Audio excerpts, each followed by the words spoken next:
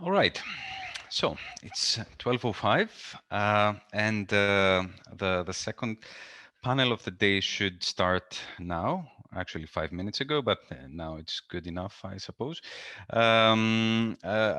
We have with us three distinguished speakers. This is Yasha Makaniko, is Andras Kovac, and Livio Amigoni. We were supposed this panel was supposed to be chaired, facilitated by Martin Rozumek. Unfortunately, Martin is down with COVID, and hopefully he will be better soon. Martin, if you hear us, I wish for a fast recovery. So I will be taking up the facilitation, and I'll try my best to give room for to the speakers, but at the same time to take up questions and comments as much as possible from the audience and have a lively discussion. You should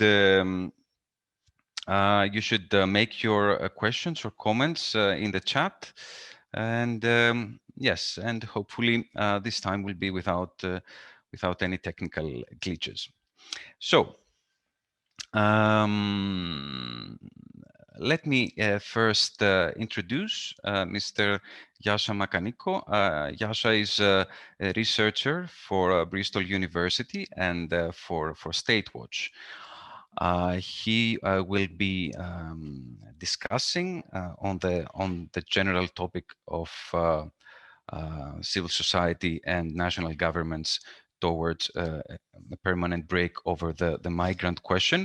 Yasha is going to be discussing on the Italian case and arguably possibly touching also on the Greek case of 2015 and how the management of the then refugee crisis impacted on democracy and democratic institutions in the respective countries. Later on, we will be talking with Livio Amigoni. Livio is going to be reporting about his work at the French-Italian border through Progetto 20K. He will share his experience and also putting it in a wider context of discussion about about organizations that work in the field on the ground and the obstacles put to their work by national governments. And last but not least, Andras, who is a director of Menedek Association from Hungary, is going to be discussing the Hungarian case and putting it slightly different from what we are used to, let's say, which is criticizing strongly and duly the Hungarian government for its policies towards the civil society and also on the refugee question. However, he's going to be discussing how this has been a vehicle for the Hungarian government to attack institutions and democracy and to create a toxic environment of public discourse. Looking forward to all three of them. Yasha, for 10 minutes, the floor is yours.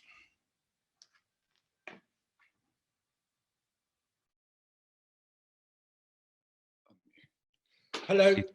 Okay, good morning. Thanks, Nikos, and thanks to Interalia for the invitation to this panel. And it's very interesting. Both the title of the panel and the title of the conference are they raise two of the key issues of this phase, at least that started in late 2014 and in 2015 for European migration policy. So on the one hand, you have the interplay between levels, EU, national and local. And here we've heard earlier on in the previous panel, which was excellent, about the national level blocking municipalities from taking positive action on the issue of migrants and refugee reception. And on the other hand, here we have, for this panel, we've got a title which has to do with a permanent break between national authorities and civil societies, and I'd add the European Union into the picture. So what I'll say comes from around 20 years work with State Watch, which tries to link European policies to those at the local level. Some research I've done at the University of Bristol on the relationship, the inherent relationship between migration policies and authoritarian state practices. And I've also focused a lot on the criminalisation of civil society, which the way in which I see is that the European agenda on migration in 2015, which had a strong effect in Italy, Greece, and generally was trying to make to perfect the migration management model in frontline states, was a bit of a was the moment in which the EU's war against migrants and migrations became a war against itself. Several positive values and normative pillars of European life, and that led to an attack on some European citizens as well, those who were acting in solidarity. So on the one hand, you had an attempt to discipline frontline states. That's Italy and Greece. The proposal was also the proposal from the Commission was also meant to apply to Hungary, but Hungary said we can do what's asked of us on our own, and the Orban government proceeded to take some very forceful measures against migrants and refugees. So one of the key points was to concentrate the problem in frontline states, which is the basic principle of the whole Dublin regulation system. Saving Eurodac was very important because both Italy and Greece had stopped fingerprinting people who arrived systematically. And that kind of seemed to contribute to the problem in frontline states kind of decreasing somewhat because it was becoming easier for people to undertake secondary movements, which at a certain point, they can relieve the problem in places of arrival, but at the same time, it's anathema to what the EU policy model says, because it would like frontline states to be semi-perpetually responsible for any asylum applications which are filed by people who arrive in those countries. So this would make the situation in frontline states more explosive, because if the European Union has 500 million plus people as its population, 1 million people entering would not make a big difference.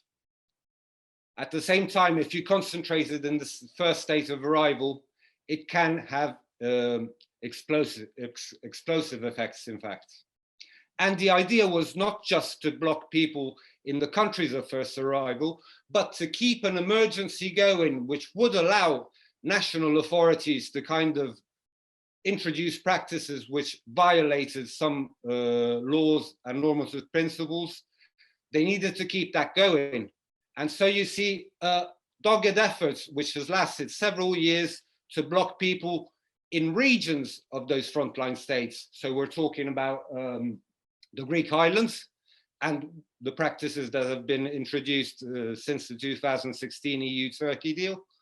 And in Italy, there was a strong continuous pressure and recommendations and instructions from the Commission and from Frontex to kind of make sure that if people were found in the north, they should be taken back down to the south at an enormous expense and without any real practical effects.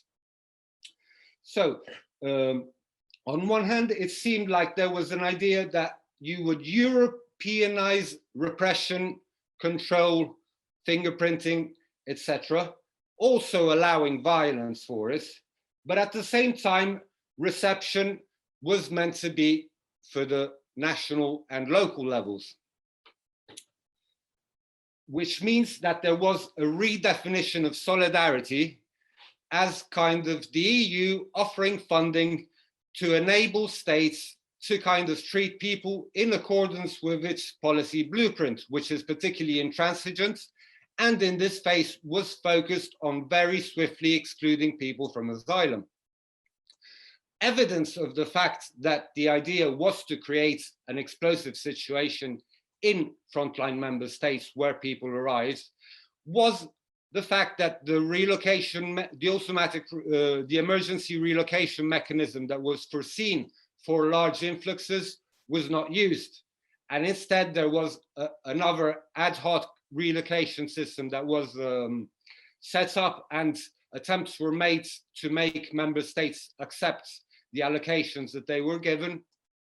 But there was a refusal to do so from several states, and the Visegrad countries have been the ones for which it has been most highlighted, but they weren't alone.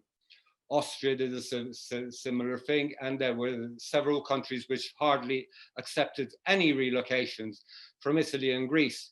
But at the same time, the criteria that were set for relocations were so restrictive that practically no one could benefit from them.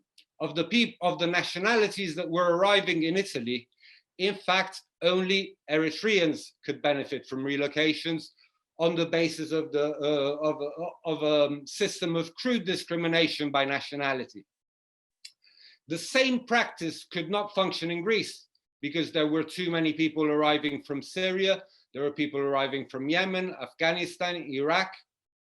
So that is why the EU-Turkey deal was struck, because it was a way to say, before being asylum seekers or potential refugees, these people are illegal entrants who came from Turkey, who we will decide is a safe country for refugees, even though there's considerable problems also for Turkish citizens at the moment in terms of the repression of civil society, which is taking place under Erdogan's government.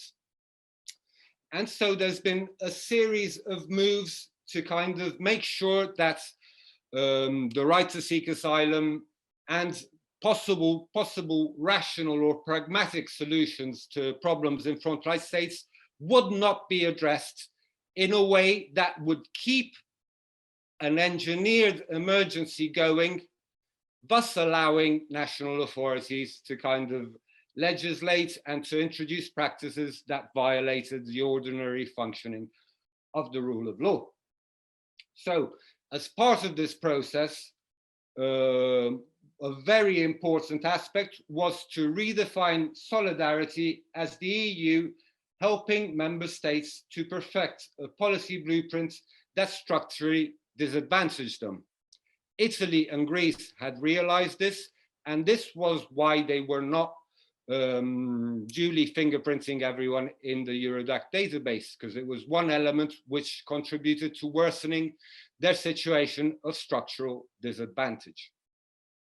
So, saving Eurodac was the first objective of the European agenda on migration, and so you had pressure from the EU level on national governments to allow violence for fingerprinting purposes, even on vulnerable subjects. And you can consider that there would be large numbers of vulnerable subjects, particularly when there are people arriving from Libya to Italy or to Malta through the central Mediterranean passage.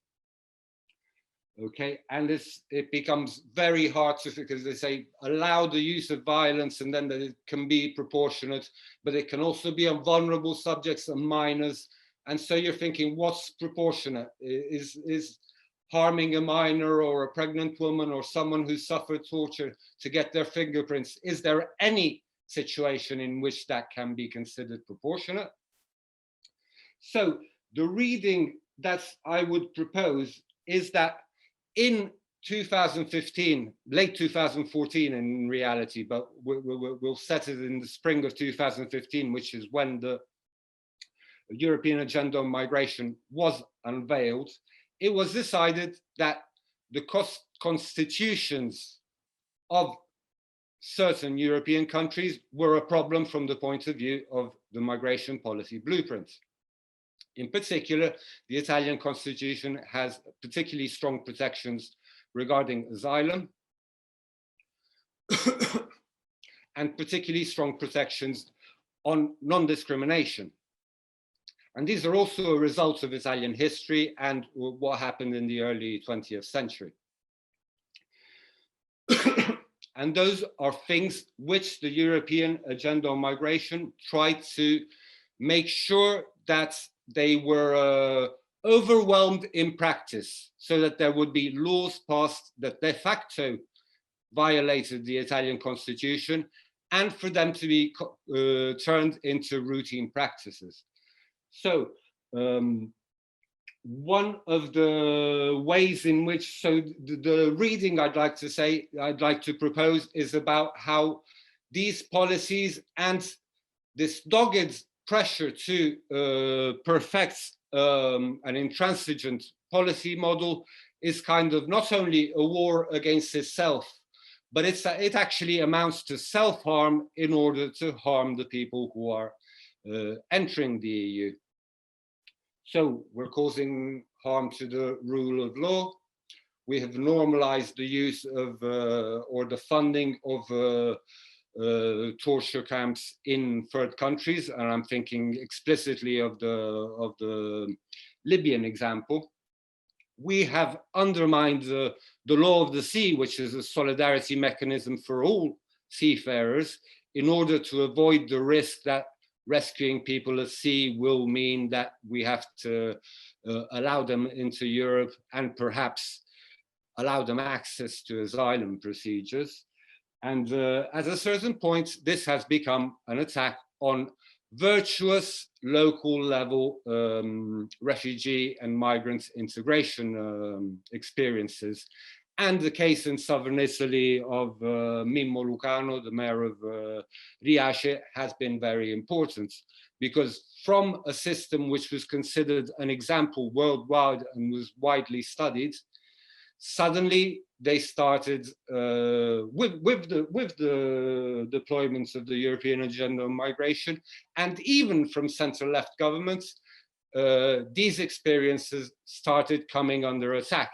And the attack was even more forceful from the right, obviously, particularly when it came into power in a period straddling 2018 and 2019. So the problems which had become obvious, had been obvious in Sicily since the late 90s, really, where Lampedusa and Sicily itself were kind of becoming places where the ordinary functioning of the rule of law and rights were kind of suspended due to a perfectly predictable migration situation, which was run as an emergency over a long period.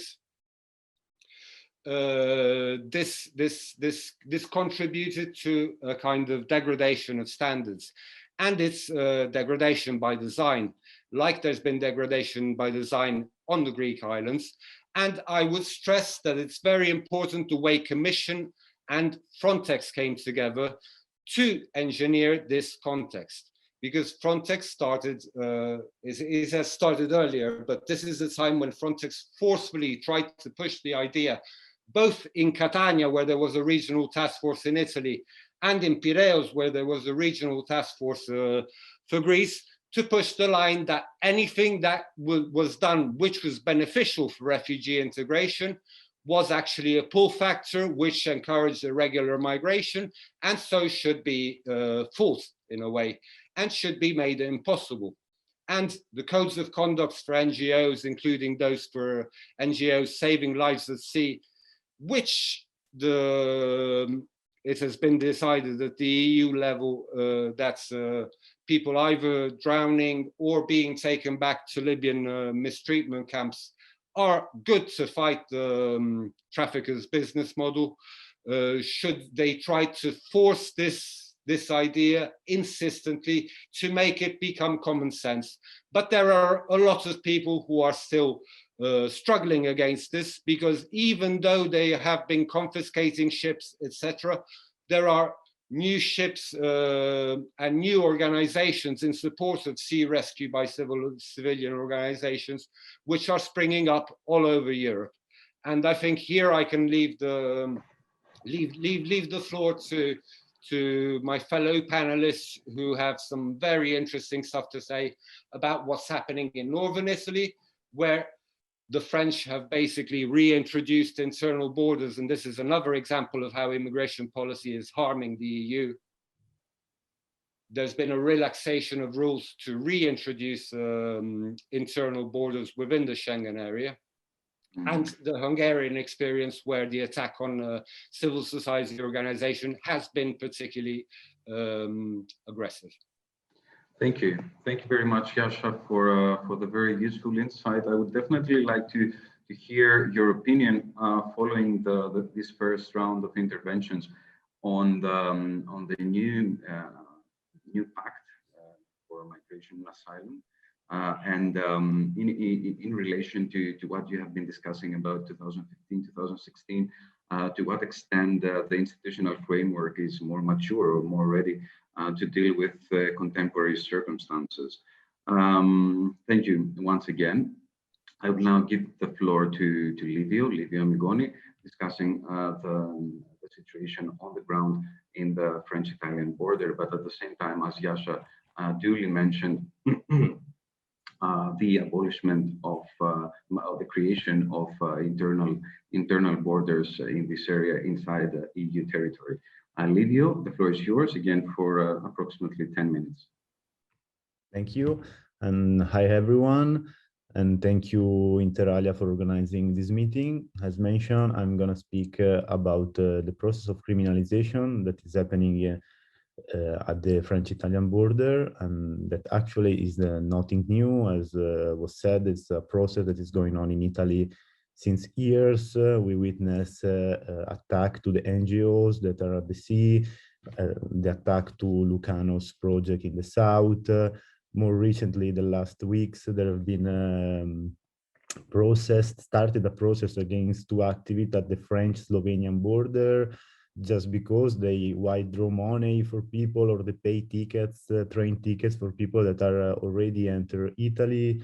So it's nothing new, but it's important to speak about that. And I will speak about the case study of Ventimiglia. As was said, this is a slightly different border because it's an internal border. And since 2015, France unilaterally decided to stop the Schengen Agreement, as it was in his duties, but just for 6 months. After that, they continue they reintroduce systematic border control as the border, and this, as it could be expected, create an explosive situation. As was said, there was, especially in 2016 and 17, hundreds of thousands of people entering Italy from the central Mediterranean route, landing in the south of Italy, and also from the Balkan routes, because as we will speak later, after the Hungary built the wall, for many of the people it was impossible to enter Europe from that way, so they entered through Croatia, Slovenia, and Italy. So we arrived in Ventimiglia in 2015 with a project called the Progetto 20K, where we were trying to give support and help to people stuck in the last Italian city, Ventimiglia. And basically, we focus on 3 main issues. So the issue of material support to people, so trying to provide all materials and tools needed for people that are traveling, with the issue of hospitality, because at that time there was no camp, and after we're going to talk about the camp, but there was no camp, so people were just staying in the street for days, weeks, every day attempting to cross the border. And on the issue of information, that's resulted to be crucial for the people, so to get practical and information about transport, controls, legal advice, also how to manage their personal situation at the border and when they continue into France. This situation, as I was saying, create a lot of problems, both to people in transit, both to local citizens, creating conflicts, because you can imagine when you have thousands of people waiting and trying every day to cross the border in a little town, this inevitable create problems and tension among people. Trying to I can try to explain some of the conflicts that arose both at local and national level about the situation. We can mention a local, the measure of the time was a measure from the center left, but it started a campaign against people, association, and NGO helping. So at one point he arrived issue a local ban for many people. So people were activists, solidarity people were expelled by the municipality. Was issue a local order forbidding to distribute food. So you can imagine, as not even in the dictator was forbidden to give food at people in the street, but that was real for more than a year. So people that were distributing food were fined. They received fine until there was a civil action, and we tried to raise attention on the problem, and the measure was forced to retire the local ban from his party. Then we have many other examples of threats to the project that were there. For 1 year and a half, we opened an info point in the city where we used to give information. There was internet access, computer, there was a legal point, there were a warehouse, and we received many pressure, both from the administration and both from the neighborhood. And we were accused of attracting the people to Ventimiglia, where it was clear that the people were passing before we were there, and they will pass after our closure. We arrived there not because we propose services, but because this is the easiest, let's say, easiest passage for exiting Italy, because as you know, on the other part there are Alps that are much more difficult. But also we know that people try also there. We know in Briançon, we know in Brennero and other places where people used to pass. There was many things that happen, and just another to mention, there have been open formal camp managed by the Red Cross in 2017 due to the big amount of people present there, and it was inevitable to open this camp that was recently closed due to the COVID measure. This is another situation very serious that happened, because during the COVID situation, basically 250 people were closed inside the camp without any possibility to go out, and was very, very serious, the situation. The Italian closed at home, in the private home, with the possibility if they want to go out, because of course was forbidden, but if you went out, you just were fined. And for that people, 250 people were closed in a camp without any distances, without checking if there were disease or particular situation that have to be preserved. So they were closed until they finally transferred all the people, and the camp was closed. So at the moment there is no any camp welcoming people arriving in Ventimiglia. So all the people arrived now are staying on the street, on the suburban area, and the journey became even more difficult. From the French side, we saw the criminalisation also of the association and people that try to help. We saw a massive introduction of police control on the highways, on the provincial roads, on the trains, even on the mountain paths. Trying to conclude my intervention, I want to share some insights that maybe we can use also for discussion.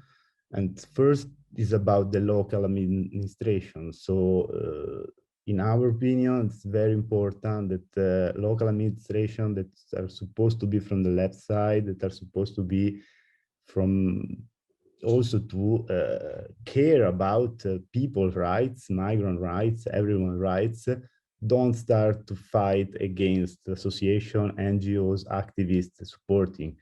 Because if they try to challenge the rights on their field, this is not gonna end well, neither for the association and the activists, neither for them, because then at the next election they lose, and the right now is on the local administration of Ventimiglia. The second is something that we can see not just in Ventimiglia, but in many other borders. So we see new composition, new network arisen that are mixed composition composed by student, activists, association, solidar people that gather and create projects in order to support migrants. And this new composition, from our point of view, are very interesting, and it represents the civil society action in order to support migrants, in order to fulfill needs that are not fulfilled by the state. And the third insight that I would like to share is like we as civil society, but as also as European state and also globally, we have to start to rethink about the mobility. So what's the right to mobility? What's the how we can propose other ways of mobility? Because at the moment we are seeing thousands and thousands of people suffering just to move and just to trying in order to try to ask asylum, and that's very, very serious. Thank you.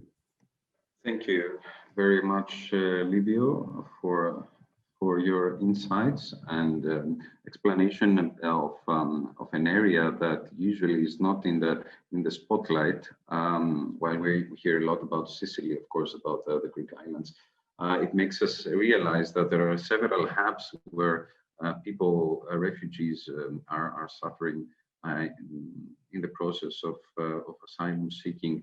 I would be quite interested as a follow-up to hear your insights about the main political discourses regarding the migrants from the local community. There is a lot of discussion in Greece about also the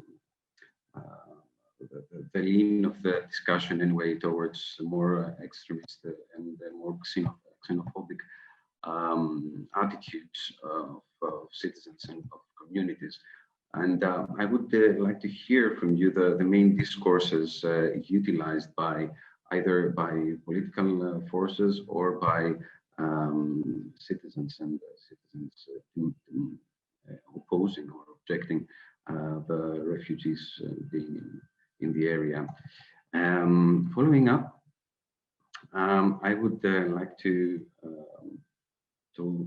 ask for the insight of Andras Kovac. As I mentioned before, he's the director of Menedek Association, which has been dealing with issues of refugees for a very, very long time, for a period of over 20 years, if I'm not mistaken.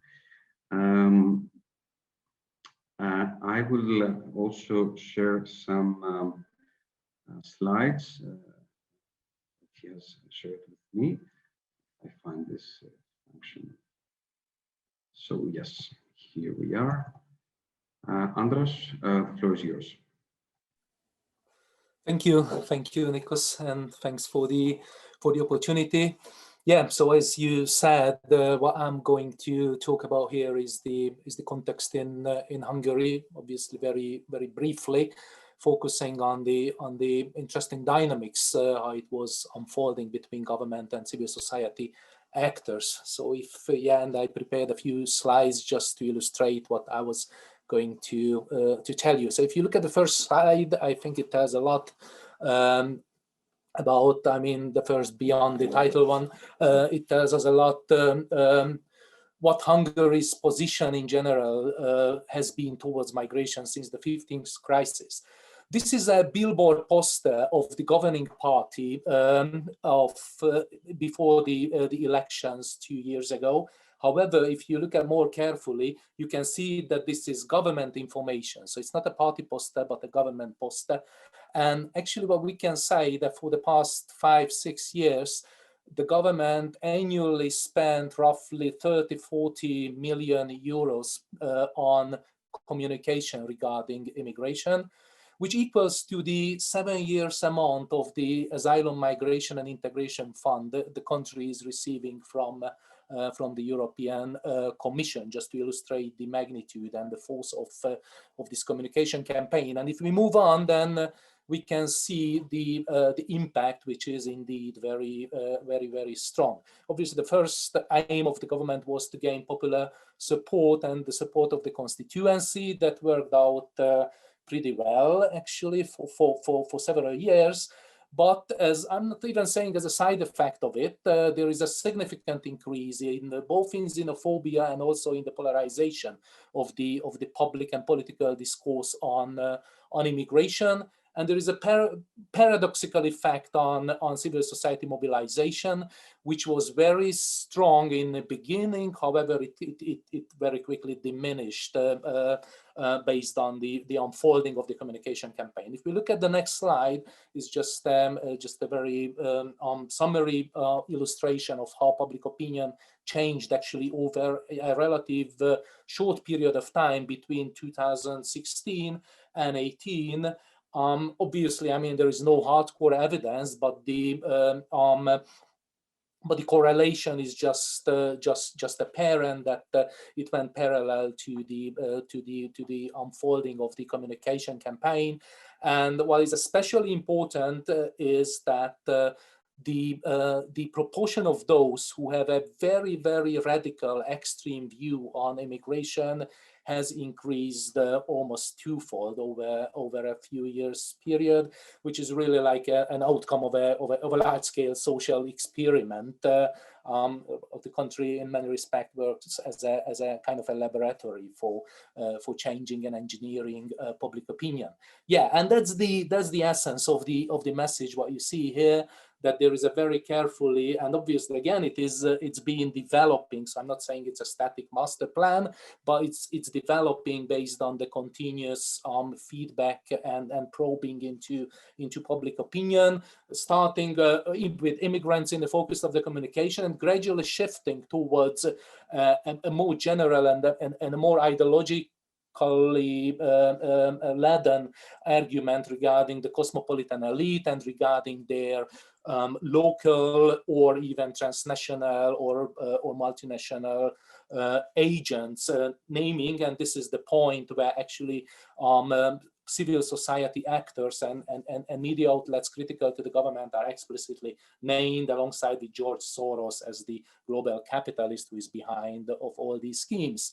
And if we move on, then we can see very blatant and straightforward examples. For instance, this is an article in a pro-government media outlet that actually there's not much content in it. It's only a list of names, hundreds of people named as the active agents of Soros undermining the public order and the society of Hungary. Actually, I don't really know whether I should be proud of it or not, but my name is among these people listed here, along with all of my colleagues whom we work together. You should. With Menedik. But I mean, I'm telling you, it's a bit scary when it comes out and it's all of a sudden discussed all along. And if we move on, then we can see partly as a result, also as a conscious strategy of the government, that NGOs are increasingly becoming the target of this communication. However, and this is the first place I want to make a distinction, that it doesn't mean that all civil society actors or even all actors who are involved in immigration are targeted by the government communication in the same way and the same manner. You can find a whole range of different modalities, ranging from open confrontation, where there's really hardcore conflicts and debates and threats going on, to either cooptation or even strategic alliance between NGO actors and the government. And the example of the prior can be a grassroots organization who actually had to suspend its activities because of being so threatened. And the last one is a huge church-based charity organization that has been funded big time by the government since the crisis, and has developed a fully fledged refugee program, which I guess, at least budget-wise, is bigger than all the rest of the agencies in the field at this moment in Hungary. So moving on, Again highlighting, this is a picture NGOs distributing charities. The two personalities, they mean more for Hungarian audience. This is the wife of our Prime Minister Orbán and the then Director General, a police colonel of the Immigration Office, and distributing aid in the name of a church-based NGO. And if we look at the next slides, then it was taken literally in the same moment.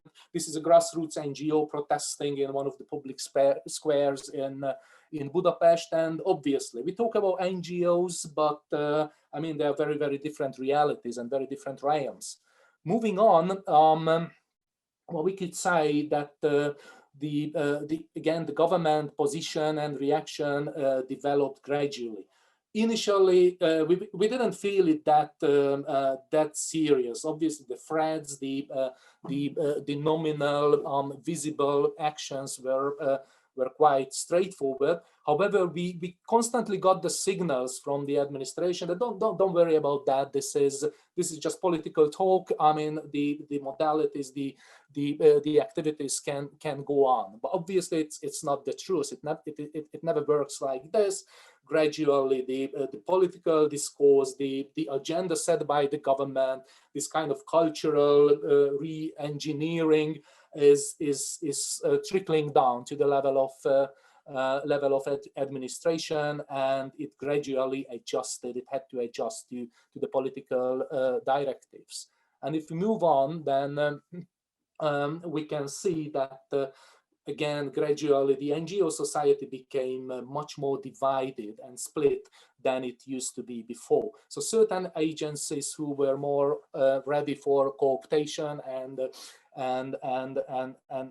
making deals with the government gradually became the ones who were and who have been supported since then. And yet again, others, usually the smaller, the independent and the grassroots organizations, have gradually became put in the side, became ostracized, became very much oppressed. And then, you know, the scapegoating went on and ending with showing or pointing at civil society actors as the upfront non-patriotic enemies of the nation, even as national security threats. And that was the time, as it showed in the next slide, and probably this is the thing most of you are already familiar with, that a series of legislative measures were introduced in 2017 and 18, aiming at labeling NGOs on the one hand, and also sort of nudging their activities towards certain directions and certain fields the government felt more desirable than their activities. I consider, this is up for debate, I'll consider these measures more as part of the political campaign and communication package than something which has ever meant to be a functioning legal instrument in order to engineer this situation. There haven't happened any hardcore law-based repercussions since then. I mean, all these measures have been challenged. The first one has already been withdrawn due to a European Court of Justice decision, and the second one has also been challenged, and it is work in progress, and the third one has never been applied, so actually it's an empty slot. Nevertheless, it's there, and it's a pretext for communication. And this is exactly what's going on. It's only the summary of the things I've already mentioned, that I mean, there's been a gradual shift and gradual change from blanket political communication to actual institutional and societal alignment. So there is a kind of an emerging new culture set in which immigration is put as utterly unfavorable, and NGO activities related as something that is undesirable and dangerous.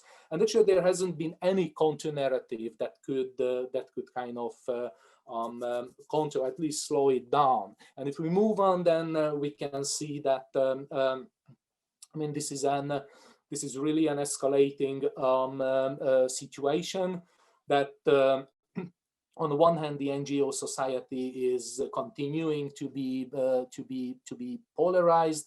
Societal support and social support and sympathy is gradually either fading away or becoming tokenistically politicized and political, which is again a very cunning and very controversial effect.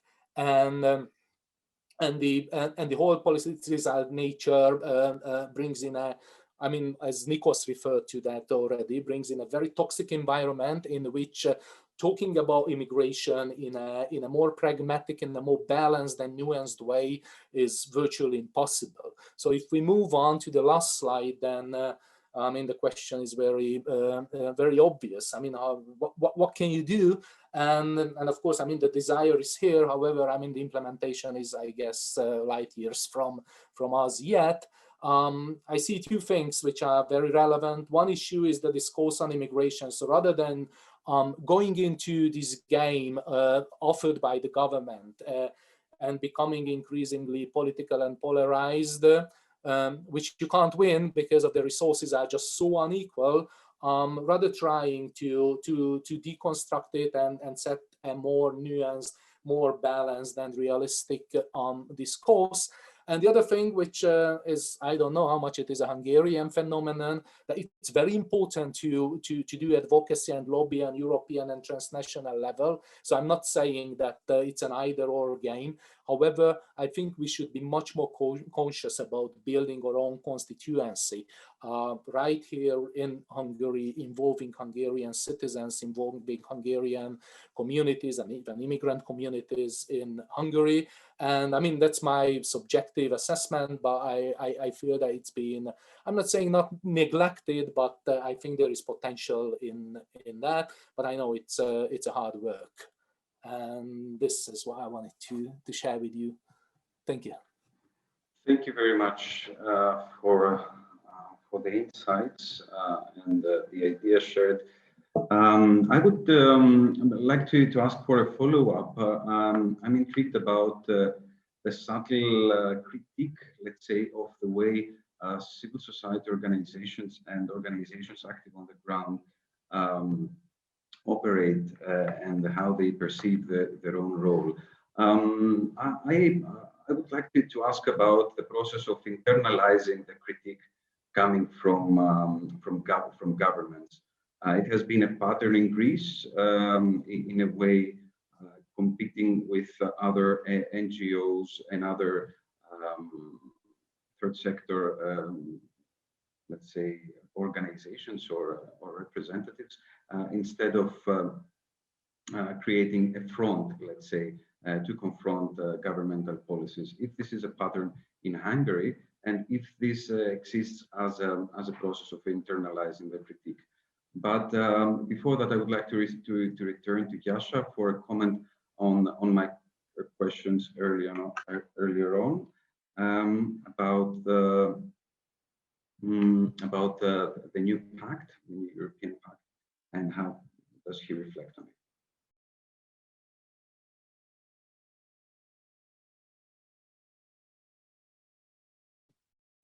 Unmute. The new pact, no, it's a very important question, and it's something which we have kind of seen before, because on the one hand, they're trying to say that there's some improvements in terms of attempts to integration, etc., and also massive relocations, etc. On the other hand, it doesn't really seem to change anything in terms of the intransigent kind of outlook on the idea that if anyone arrives outside of legal channels, they will be treated as an irregular entrant, regardless of who they are and whether they're an asylum seeker or an obvious refugee, etc. It's a matter of making procedures and practices that are introduced by the authorities prevalent over what the international law or human rights law or refugee law or the law of the sea kind of instructs, by making agreements between countries and nations and bilateral, sometimes European, etc., you're kind of undermining basic principles of international law, some of which are just cogents. And there you're undermining national law, EU law, and sometimes international law at the same time. So what the pact is, it's a re-edition of the Pact on Immigration and Asylum of 2008, which was promoted by French President Sarkozy. And the main idea was that we have to continue following this intransigent blueprint, because what had happened, because the issue of pragmatism and the fact that cities may be more pragmatic than national governments because they're facing problems directly, is very relevant here, because Italy and Spain had around between 2003 and 2006, they had both had some large-scale regularizations, which also under right-wing governments, center-right-wing governments, which were basically about resolving this problem of a mass of irregular migrants who had been irregularized through policy effectively, and to make them work for the countries that were hosting them. And that was something that was done out of pragmatism by governments which were even hostile to immigration in principle. And at the EU level, it was decided that this had to be discouraged in every way. And the European Immigration and Asylum Pact in 2008 was about setting that straight and making it clear that creating a more open migration regime was not a solution to anything, or at least that was the argument that they were making. Now we've had the same thing happening again. In 2015, they decided, okay, Italy and Greece weren't adequately following European rules. That was leading to secondary movements. That was leading to the situation in those countries to improve, which couldn't be tolerated because there was a need for strong measures to be adopted. And that's where attacking elements in civil society gained a foothold. So while the Asylum and Migration Pact, this new one, which is being discussed, and there's already a lot of opposition from the more, they call themselves sovereignist governments, so it probably won't come out as it was proposed.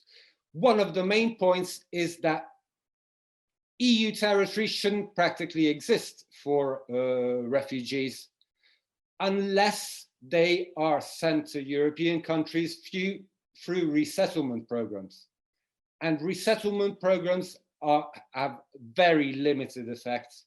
And the idea is that everyone's processed outside the European Union territory, and they can only come in on a hand-picked basis. But the EU is not doing its bit on refugee protection. If you consider the experience, not just of the most obvious example, which is Lebanon, due to the comparison between the refugee population and the national population. But the EU is not even doing its role in relation to countries like Turkey, in relation to countries like Ukraine, etc. And there's been some excellent cartographic work done, in particular by the Migrant network, which shows this in quite stark terms. So to end, the Asylum and Immigration Pact, which has been currently proposed, is about changing a few little elements in order to make sure that the same line continues to be imposed. Thank you, Jascha, for your insight on this. Maybe Livio, you could reflect on my earlier question before we open the floor to questions from the audience. Yes, and was about the discourse going on around population and the right party, right? Exactly. Yeah, mainly, I mean, concerning to what we were doing specifically, as I said before, we were accused to attract people. So it was saying, if you do some services, if you provide internet connection, you attract people here. While it was clear that this was just, the people arrived there to cross the border and to continue. So people didn't come to Ventimiglia to stay. The fact that they stayed because there was the border, and there was the border control, and there were the pushback. Just to give an idea, some days there are more than 100 pushback, and so there are much more people that try. The one that are pushed back, and the one that are caught during the night or on the trains or on the buses. But just to understand how many people there are there. Other discourse was there was many discourse against France, of course, blaming them to close it, blaming them not to let people enter, and so on. There was also especially from the right party, there was discourse against France in a context where there was many issue also at national level between the two governments. So this also was used in order to instrumentalize the question and create more tension. There was a big protest from citizens for a center that the prefecture at one point because the NGOs propose and impose and try to open this center for minors. That was a center that should have host 20 minors. So just to consider the fact that there was many protests, and at the end they didn't manage to open this center for welcoming transiting minors. And this is also unbearable to understand why you don't want minors to sleep in a center and to be welcome instead of staying in the street.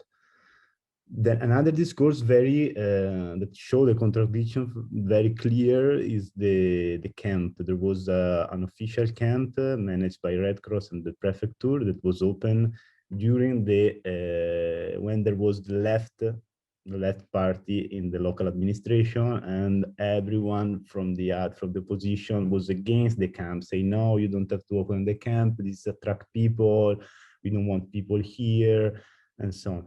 Then this camp, I was saying, was closed, and now that the right is on the local government, they start to ask to open a new camp because they see that people stay on the street, that people, the migrants bother the citizens, stay on the beach. So at the end, they change completely this discourse, and now they're asking to reopen a camp outside of the city in a suburbs area, far, but please open it because if not, the shops complain. And yes, there was also complaints for people sitting on the benches, the public benches of the parks, or like really, really racist and unimaginable discourse. About the critics, we were strongly criticized because the help, because the support, and because of being there. Even if sometimes I think we substitute to the local government because we provide like legal orientation. We explain also people where to go and ask asylum. We explain also how to accede or how to interpret public institution papers, because most of the time people arrive with papers, they don't have a clue about what is written, if it's a pushback, if it's an expulsion, if it's an asylum request. There is also what I realized, Livio, sorry to interrupt, this is a typical case of criminalization of solidarity. These initiatives that you took out of solidarity to newcomers were criticized as such. And I don't know if you can hear me. Yes, now yes. All right. And I think the discourses are not different throughout the countries of first entry, at least. Thank you very much for this. And going back to Andras and the question about the critique and how possibly the civil society in our sector has internalized critiques coming from governments. Well, again, there are different ways, as there are different roles by civil society actors. I think it's very important, and this is one of the features that makes joint action or even coordination pretty difficult across the NGO sector. That, you know, being an NGO is very important and very relevant when it concerns your governance structure. However, being an NGO, when it concerns your activities, your field of expertise, is not necessarily and not always the most relevant feature. Meaning that it's not the same if you work in mobilization, or if you work in advocacy, or if you work in charity or service providing or cultural activities.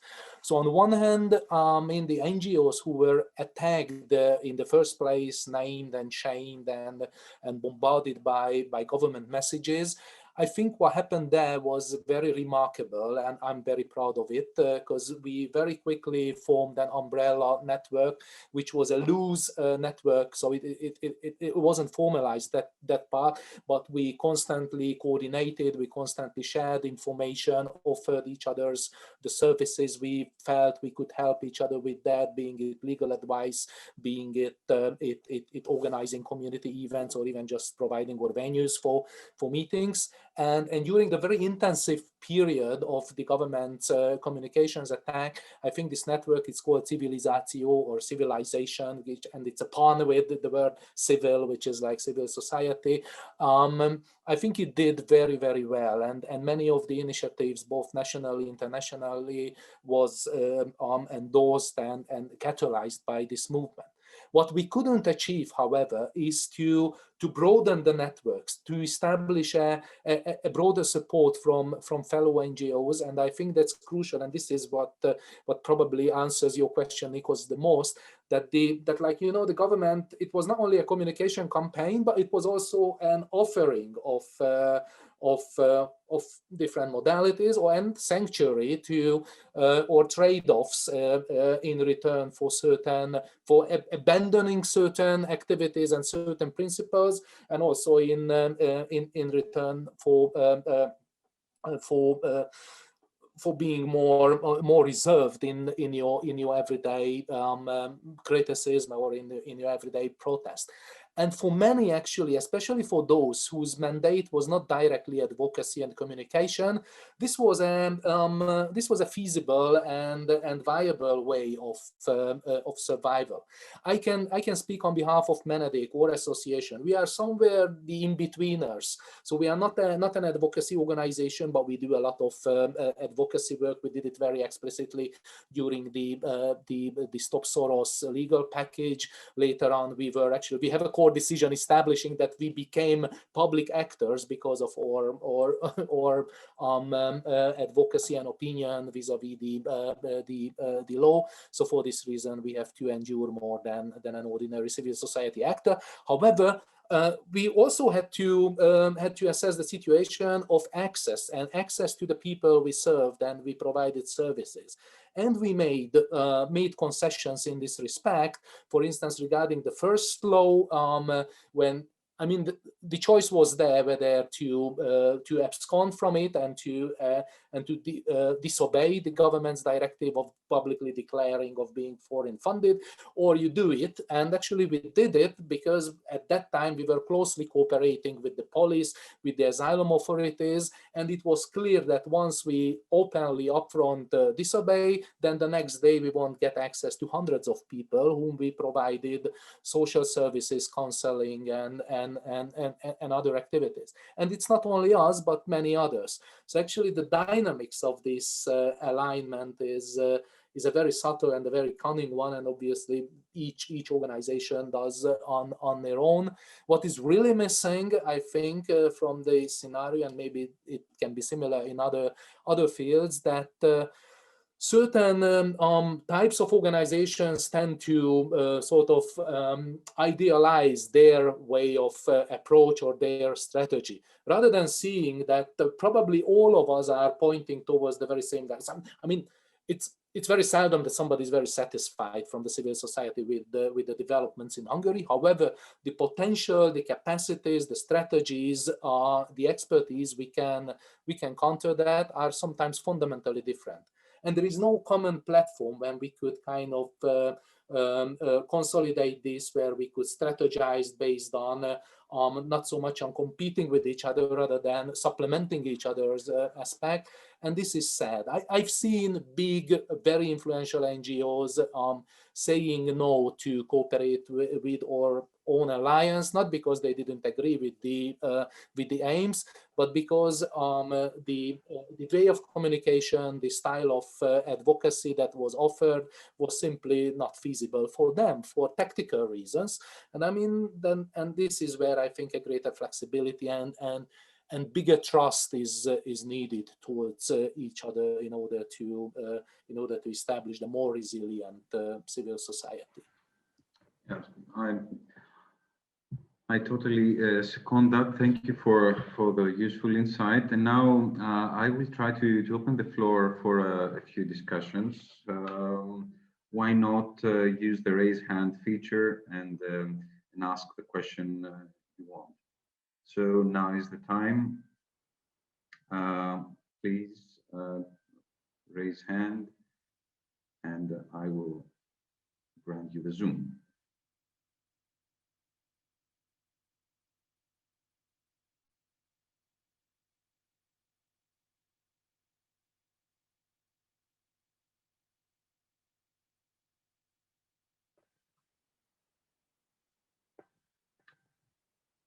I see none so far. So maybe we could a little bit return to the main topic of the conference, which is related to the local institutions and the cooperation between local institutions rather than governments and civil society in order to deal with the migrant question and the refugee question that is so pressing in most societies. I would like to hear your insight. Have you, in case you have collaborated with municipalities, in what ways they are more suitable, more effective or easier to collaborate, or more available in a way? Maybe Yasha could go first. And in the meantime, please raise hands. This is a reference to the participants, so I could check it out and allow you to open your mic. Yes, well, as State Watch, we don't really cooperate with local municipalities because we're more concerned with linking the European level to the national level in terms of policies and law. And at the same time, we get a lot of information from the ground from a wide network of activists, lawyers, journalists, etc. So there's no real direct contact, but at the same time, it seems important to see the way in which different levels, and the higher the level is and the more powers it has, are kind of trying to restrain what the potentialities are at the local level, and actually actively trying to overwhelm capabilities, because that's the way in which what happened in Italy and Greece can be conceptualized as an effort at the EU level to overwhelm capabilities by entrusting the whole of the reception of the influx, which is an ugly word because it's people, but to concentrate it in places where, if you manage to block people for a long enough time, it would become unmanageable, the situation. So you're actually creating a phenomenon and trying to use it to turn it into an insoluble problem, which can then allow you to undertake lots of action in terms of fighting irregular migration, because that's the whole of asylum and immigration is being placed under that lens. And so you have a situation which is a kind of a snowball situation, where you have institutions actively kind of contributing to creating and maintaining emergency situations, so that then they can acquire further powers and funding and competences in order to then fight the problems which they helped to create in the first place. And I think that both the new Frontex regulation and the recasting of the Returns Directive are really very, very important in that sense, because they are kind of making an expansive understanding of the fight against irregular migration. And it's so expansive that it's now not even limited to migrants. Kind of a long-term priority, and something which will be kept in the crime-fighting priorities, etc. And the attempts, because even in the last few days, we've had all sorts of attempts to criminalize solidarity. You've had court decisions which have been positive from the points of view of solidarity. And I'm thinking of the release of the Sea-Watch 3 yesterday, after several months when it had been confiscated. At the same time, I'm thinking, because I'm focusing on Italy, but I'm based in the UK effectively. And in the UK, you see a situation where once there is an immigration policy that justifies discriminating, say, third country nationals, it then kind of becomes difficult to stop that, because people started saying, well, why can't we discriminate Europeans? Because we're part of the European Union.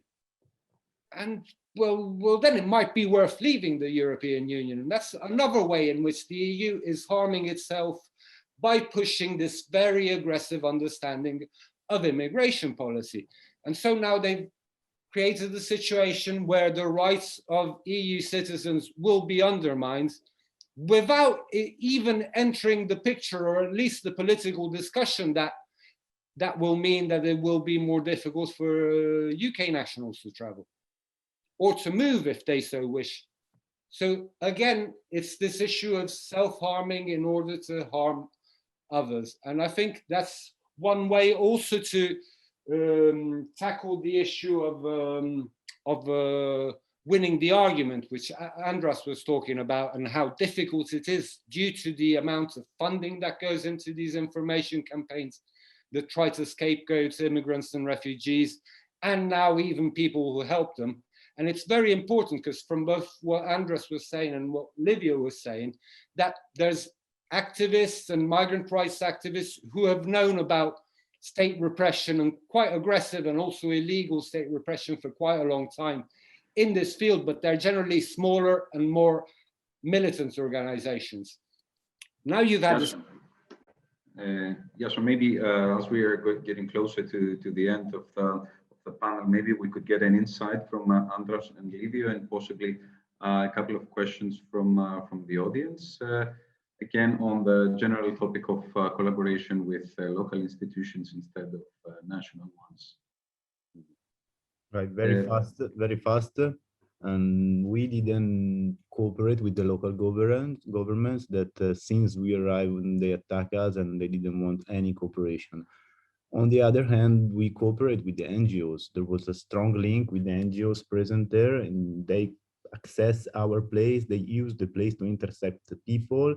There was strong cooperation also with the local churches that give a possibility to access the place, to use places. They give funds, and strong cooperation with local citizens that wanted to be active. That also was a very good point. So people that felt that they wanted to do something, and they saw us as a referent for being active. So it was a strong network. And as I said before, there are these new compositions that are born at the border, composed by very different actors and that by very different personal history that gathers in order to support migrants. That's very interesting. So you're putting forward the quite radical argument that self-organization just might work in many occasions because there are many people who are willing to contribute in dealing with the situation in a more humanly and effective way that are not state-sponsored institutions, but they're just people and who want to, out of solidarity, to support others. Thank you for putting this forward, and maybe we haven't touched upon that too much. But Andras, what's your take? Yeah, well, again, it's something that has changed a lot and not only for the past 5 years, but for the past 10 or 11 years since we had this present government coming into power. There's been a very strong centralization in terms of the independence and autonomy of local municipalities, meaning that there are less and less competencies that municipalities are in charge of, and obviously it limits the scope of cooperation. For instance, education is absolutely centralized. However, you would assume that if there is a school in a locality, be it a district or be it a village, then it should really be part of the community. But the case is different. So I think there are two levels of cooperation. One level is like the formal cooperation. It has become a political act on behalf of municipalities. So as long as the municipality is an opposition one, then the chances of cooperating with a migrant and migration related organization are much higher than in case of a government affiliated or a government party led municipality.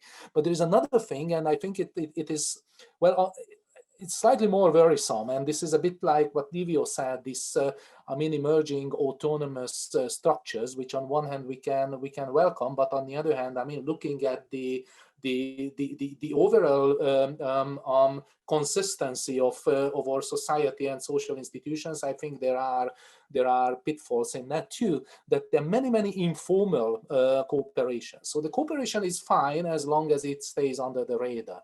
And for the past couple of years, I've experienced several such things. Some of them are like burlesque or cartoon stories, like a big, strong municipality, opposition-led municipality, worked together with us in supporting immigrant kids in primary education, providing methodological support to teachers. It was a very technical cooperation. It was a big final conference, which was broadcasted, locally advertised.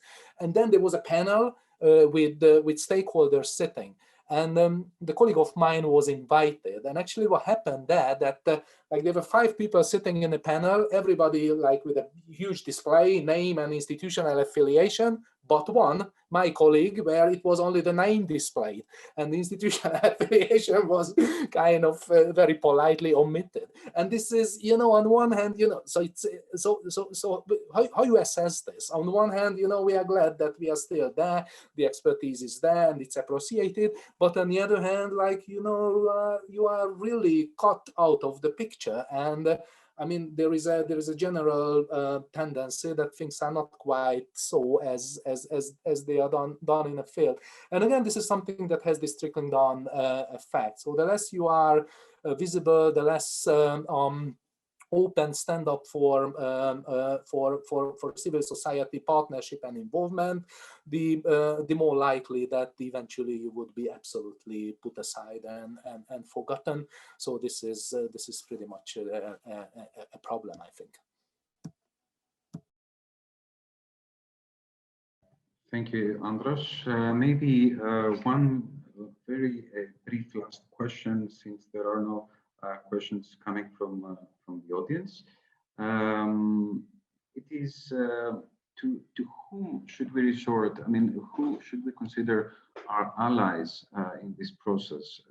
Considering that we look forward, we envision societies that are more welcoming and more tolerant and more solidary towards outsiders. This is what we work on. The question is, who should we consider allies according to your opinion? What has actually worked on the ground in making an impact? Maybe, yes, Jascha could go first. Well, I think a lot has worked, in fact, in efforts against the inhumanity, illegality, or whatever adjective you want to use to kind of describe these intransigent migration policy. There's been so much work carried out, and there's such a level of incredible help given in the street at the same time as information being produced in reports, etc. There's material assistance, there's informational assistance and raising awareness of certain situations. There's been some incredible legal work carried out by associations. There's actually, regarding Italy, I would say that the fact that there has been such a strong attack against solidarity has also given rise to a strong alliance between professions. So you're talking about, because journalism has become a problem from the point of view of immigration policy. Journalism and the right to information. And there are some journalists who are doing some incredible work. Then you can say, okay, the large mass media is largely following official guidelines on these policies, etc. At the same time, there has been, I think, almost a golden age because of the efforts that individual journalists and networks of journalists, I'm thinking of investigative journalism and some networks that have grown, has been incredible. The work that solidarity organizations have been doing on the ground in different places and against a very strong attack from official institutions, which has been coupled by attacks from the far right, as we've heard from the other speakers as well.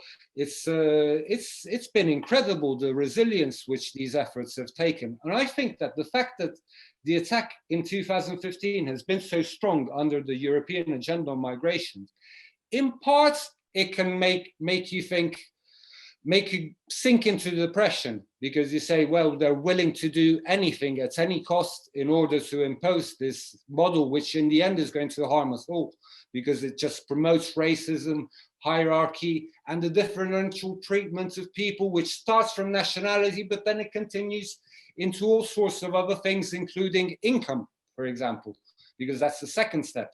For example, in the UK, after the principle of the question of nationality, it became about, you cannot, even if you're English, you can't bring your wife over unless you, if she's a third country national, or if he's a third country national, your husband, if he's a third country national, unless you earn over £25,000. So that's how nationality, then the pretexts change. And I think that the fact that from a European level, they almost explicitly turned to a policy outlook which emboldened the far right, I think is an index of the fact that civil society efforts against these policies were actually winning the argument. Thank you. Thank you very much, Jascha. It's positive.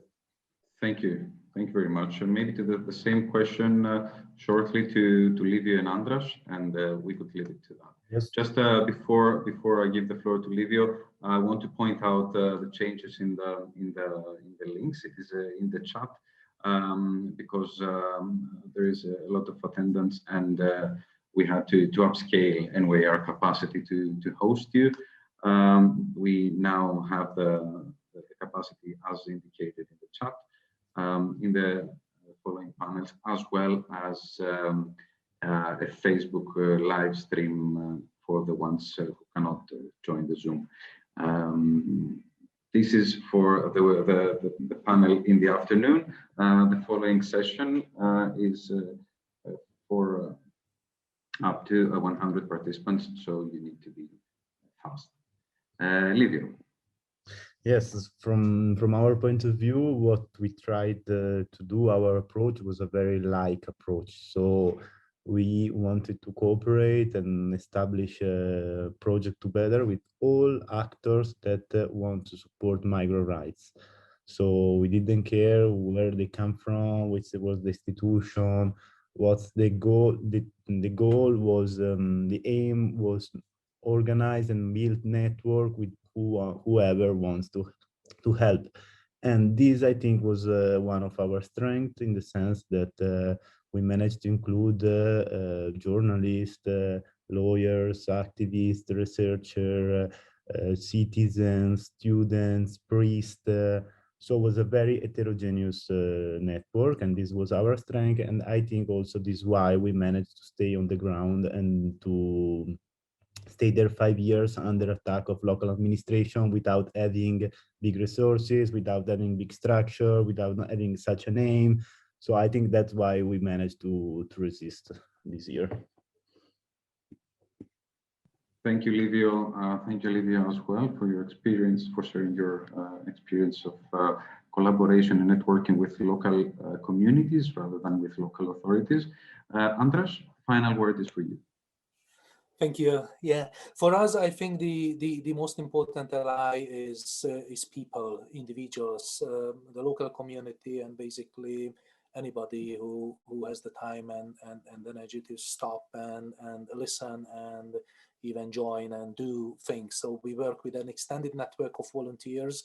So at a particular time, it is like 60, 70 people who work with us, and it's a rotating, changing network of people. The same stands for the participants of our programs. And so what I experienced actually during this over 2 decades, that there've been hundreds, if not over 1,000 people that have already worked with us, did things with us together, and we are aware of each other. And this is what we believe in, that that if people experience positive things towards or regarding immigrants, immigration, working with foreigners, then these people will have a word when there is a debate on the situation. So it's a slow work and not always visible, but it gives us hope when people turn up in sometimes in very surprising places, turning out that being former colleagues, former volunteers, former participants of our programs, and I'm sure they have their own role to spread the word and also put this government communication into a fundamentally different light whenever they have the possibility. Thank you. Thank you too. We have a question from the audience. Let's try to raise it and then answer it as quickly as we can. It is from Simon Kucharski from Krakow. The question is, do you think that the internet community is any way helpful for the migrants? On the one hand, current online society is often hateful, full of paid trolls and propaganda. On the other, it can often aid immigrants by creating cooperative networks, like in my city group, Multicultural Krakow. Jascha, why not follow the same sequence? You're muted. Jascha, you're muted. Yes, sorry. Despite the presence of trolls and of odious messages on the internet, in the social media, etc., it's actually been remarkable the way in which the internet community can be helpful in relaying information, in making certain messages stronger, and at the same time, as an organization at Statewatch, most of what we do is about getting information out and kind of trying to point people towards what the European measures that are adopted are actually important, and which ones will have a particularly strong impact, and what practices are particularly problematic. And sometimes we get some information out not expecting to have much of an effect, and then it turns out that activists in some part of Europe, I mean, I think it was particularly Germany and Italy in this case, in the case I'm going to mention, which is when we put out some information about Operation Mos Maiorum, which was in 2014, and it was basically coordinated checks in transport hubs all over the European Union in order to collect information for Frontex, in order for its analyses to improve. And reading it, it quite simply seemed like, while the EU says that ethnic profiling is something that is abhors, and the Fundamental Rights Agency had repeated it just before, here you have, under the pretext that Frontex has to improve its information base, an exercise where in 25 European countries simultaneously you're going to have ethnic profiling operations in major train stations and bus stations, transport hubs. And we found that incredible, but we put the information out, and all of a sudden there was a map on internet with people from all over Europe kind of saying, okay, in Turin there's been a situation where there's been a case of obvious ethnic profiling. From Cologne, from Spain, from France, and there were stickers appearing in places, and we hadn't really done anything other than putting out a little bit of information. And that was incredible because they had a mapping of police operations in transport hubs all over Europe up in less than a week. So I think fantastic. Yeah, it can make an important impact if I am gathering it correctly. Livio, your insight on that? Yeah, I think also online community can be a very important actor, and I want to share an example of a network. It's I think based in UK, but it's mainly based on EU online community. It's Phone Credit for Refugees. Basically, they gather funds for people that didn't have credit on the telephone. So the migrants can ask directly to the Facebook group, and the Facebook group send the money directly to the SIM card of the person, and they can start to use the telephone. This is just an example, but I think online community can do a lot. It's actually a very good one. Andras, what about you? Yeah, we have very similar examples and experiences that, I mean, the internet is especially social media, is a marvelous tool for mobilizing people when there is help needed, when there is information needed, or joint action needed. And actually, our experience for the past 1 year, because during the lockdowns caused by the epidemic and COVID-related measures, I think it became especially important. So, I mean, these days, most of our volunteers work online, work through the internet. They find their peers through internet, and it works marvelously. And obviously there are downsides, but I mean, compare the two sides, I think that's marginal. I mean, the trolling and the negative communication, I think it's an excellent tool for mobilizing and involving people. Fantastic. We are not more than 7 minutes of time, which I consider an important achievement of the group. I would like to thank you very much. There is also an input in the chat. We have a very nice Facebook internet platform, New Neighbors in Utrecht, self-supportive. For instance, a Syrian family helped an American family coming to the Netherlands to get familiar with the oddities of our ways and around. We will look into it. Thank you very much, Janine. I think we should leave it to that. It was great having you. I would like to thank Jascha Makanico from Statewatch and Bristol University, Livio Amigoni from Progetto 20+, and Andras Kovac, Director of Menedek Association, for their inputs and for the interesting discussion. For the rest, I would just like to point out once more that due to some technical issues we needed to take care of, we have a new link. It is in the chat. I've also emailed all participants with it. The following session will be streamed on Facebook, and it will have the capacity of 100 participants. So because of the modalities of the platform. And the last one from 4 to 5:30 Central European Time will be in the same format as this one. So it will have a capacity of up to 500 people. So you need not worry about that, just to connect on the right link. Apologies for that. We made it quite complicated for you, but I'm sure you'll manage. Thank you, Jascha, Livio, Andras. Thank you for the organization. You take care. Thank you. Thank you so much. Ciao, everyone. Bye, everybody. Oh, thanks. Ciao, ciao, thanks. Oh. Good luck.